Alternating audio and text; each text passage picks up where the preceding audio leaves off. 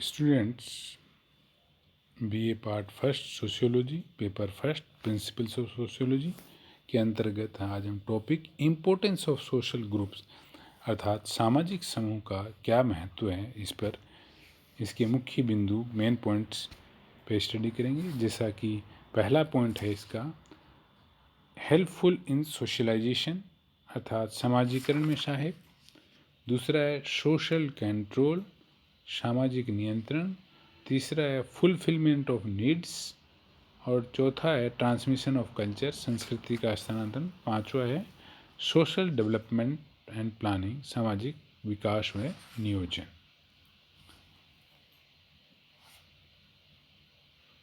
पहला समाजीकरण में सहायक।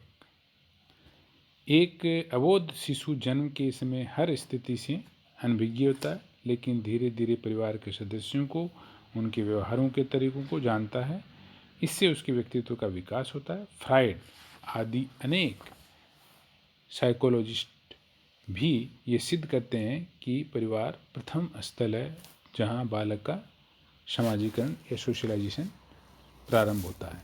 उसके बाद पड़ोस, नेबर, साथी समूह, पीयर ग्रुप, एजुकेशनल इंस्टीट्यूशंस आदि उसका समाजीकरण करता है, जिससे बालक उस समय की सभ्यता, संस्कृति, रीति रिवाज आदि को सीखता है। लेकिन यदि व्यक्ति एकाकी जीवन व्यतीत करे तो उसका समाजीकरण नहीं हो सकता। इसके लिए तो उसे किसी न किसी समूह के संपर्क में आना ही पड़ेगा। इस प्रकार समूह व्यक्ति के समाजीकरण में सहायक होते हैं। दूसरे शब्दों में हम कहें कि व्यक्ति को सामाजिक प्राणी बनाने का श्रेय सामाजिक समूह को ही जाता है।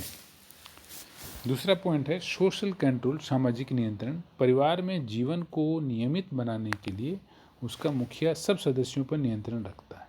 उसी प्रकार समाज, विद्यालय, राजनीति आदि प्रत्येक स्तर पर अपने सदस्यों को नियमबद्ध रूप से जीवन व्यतीत करते हैं,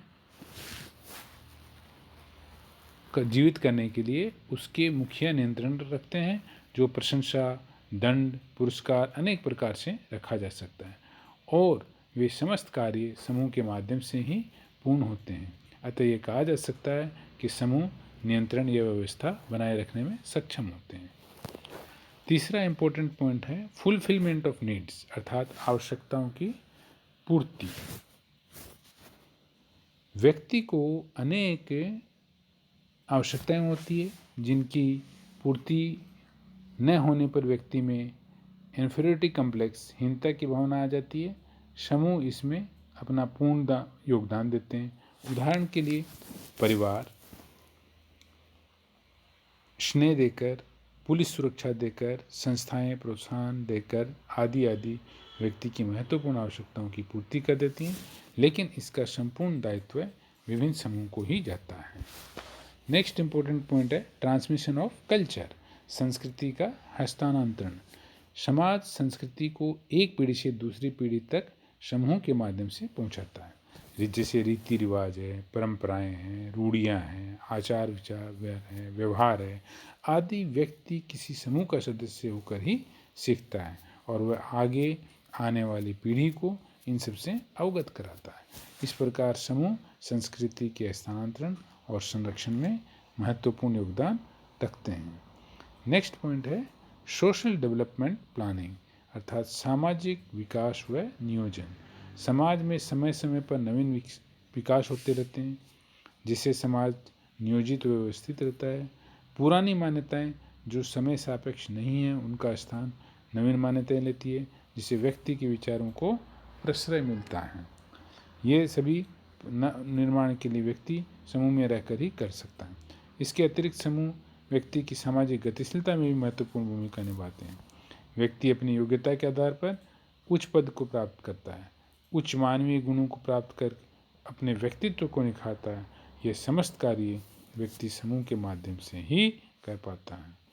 अतः समूह अनेक प्रकार से व्यक्ति के समाजीकरण में एक महत्वपूर्ण स्थान रखते हैं, किंतु कभी कभी समूह अहितकारी भी हो सकते हैं। जैसे वर्ग पक्षपात को बढ़ावा देते हैं, वर्ग चेतना को जन्म देते हैं, वर्ग पक्षपात को बढ़ावा देते हैं, वर्ग चेतना को जन्म देते हैं, जो कभी कभी व्यक्ति को असुरक्षित अनुभव करने पर मजबूर कर देते हैं या हानिकारक होते हैं।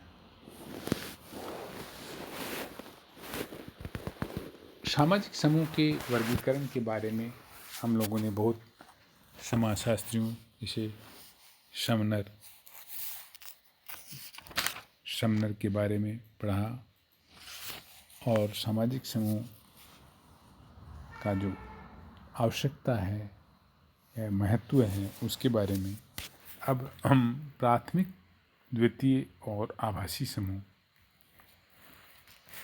जो चार्ल्स कुले द्वारा प्रस्तुत वर्गीकरण पूर्ण वैज्ञानिक व सर्वमान्य है। अमेरिका के सोशल साइंटिस्ट चार्ल्स कुले ने अपने पुस्तक सोशल ऑर्गेनाइजेशन, बहुत इम्पोर्टेंट पुस्तक है, एग्जाम में पूछा जाता है, में सन 1909 में प्राथमिक समूह शब्द का प्रयोग किया, मतलब प्राइमरी ग्रुप्स का प्रयोग किया। उन्होंने कहा कि जिसमें सदस्य पारस्परिक व घनिष्ठ रूप से एक दूसरे के संपर्क में आते हो, वे प्राथमिक समूह। कुले ने खेल कूद के साथियों, परिवार, पड़ोस की प्रकृति के आधार पर यह वर्गीकरण किया। बाद में प्राथमिक समूह से भिन्न विशेषताएं प्रदर्शित करने वाले समूह को उन्होंने सेकेंडरी ग्रुप्स अर्थात द्वैतिक समूह कहा। लेकिन द्वैतिक समूह का संप्रत्यय चार्ल्स कुले का दिया हुआ नहीं है। अन्य समाजशास्त्रियों द्वारा यह वर्गीकरण किया गया है, जैसा कि किंग्सले डेविस की पुस्तक ह्यूमन सोसाइटी की अनुवादित पुस्तक मानव समाज में पाद टिप्पणी फुटनोट पर पृष्ठ 251 में स्पष्ट लिखा है, कुले ने द्वैतिक शब्द का प्रयोग नहीं किया, लेकिन जैसा कि यह नाम उनके मस्तिष्क में था, बाद में इसका विस्तृत प्रयोग होने लगा। चार्ल्स कुले का वर्गीकरण सभी समाजशास्त्रियों को मान्य है। यद्यपि इससे पूर्व सन 1887 में एफ टोनीज बहुत बड़े सोशल साइंटिस्ट हुए। उन्होंने जेमिन सेफ्ट और जेसल सेफ्ट अर्थात घनिष्ठ सामुदायिक संबंध तथा संगठित और अवैयक्तिक संबंध के रूप में प्राथमिक व द्वितीयक समूह का वर्गीकरण किया। और हम लोग अगले वीडियोज में प्राथमिक समूह जो बहुत महत्वपूर्ण इम्पोर्टेंट है, चार्ल्स कुले द्वारा वर्गीकरण किया गया प्राथमिक समूह और द्वितीयक समूह, primary group and secondary group. तो प्राथमिक समूह किससे कहते हैं, इसका समाजशास्त्र में कैसे परिभाषित किया जाता है, समाजशास्त्र में क्या अर्थ हैं, इसके बारे में, और फिर प्राथमिक समूह की विशेषताएं, कि किन किन विशेषताओं के आधार पर हम कह सकते हैं कि समूह प्राथमिक है या द्वितीयक है या क्वासी समूह है। अगले वीडियो में हम लोग चर्चा करेंगे प्राथमिक समूह क्या है, प्राथमिक समूह का अर्थ और प्राथमिक समूह की विशेषताओं के बारे में। Thank you.